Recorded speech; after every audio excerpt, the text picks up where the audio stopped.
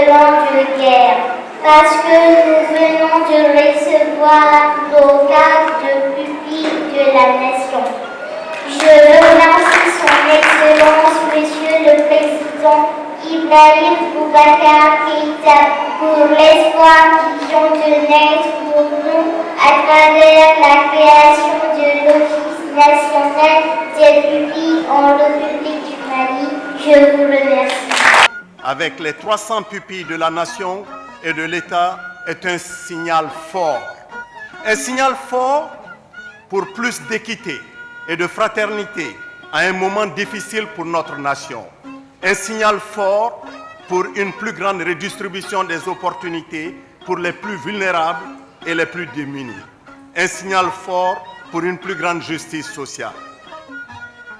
Ces premiers 300 pupilles viennent des régions de Koulikoro, Sikasso, Ségou, Mopti, Gao, le district de Bamako et la ville garnison de Kati.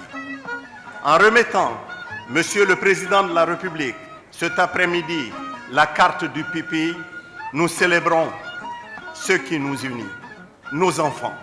Nous célébrons la justice. Nous célébrons aussi le droit de donner à chacun sa chance. C'est aussi le lieu, Monsieur le Président de la République, de faire connaître l'engagement de nos soldats, dont nous mesurons chaque jour le sacrifice. Je voudrais dire que dans ce pays, il est de tradition d'essuyer les larmes de ceux qui ont souffert, de ceux qui souffrent, surtout de ceux qui ont perdu père ou mère ou père et mère. C'est dans nos coutumes, c'est dans nos valeurs de civilisation. C'est ancré. Pourquoi je dis toujours que dans nos évolutions, soyons toujours ancrés, profondément ancrés dans nos valeurs de civilisation, mais ouverts au souffle des autres.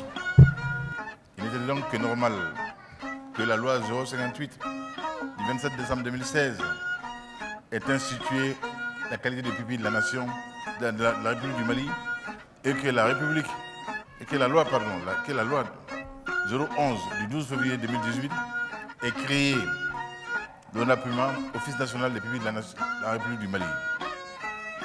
Merci Odile pour ton dévouement. Merci pour ta dédicace à ce travail merveilleux.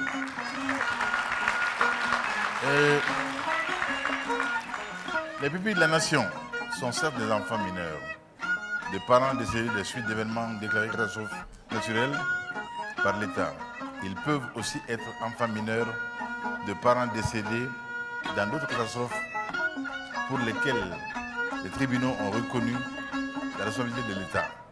Mais ils peuvent être les enfants mineurs de fonctionnaires morts en mission de l'État, de soldats tombés sur le champ d'honneur en service commandé. Notre pays ne pouvait pas ne pas être à la hauteur de ce devoir minimal de reconnaissance et d'accompagnement.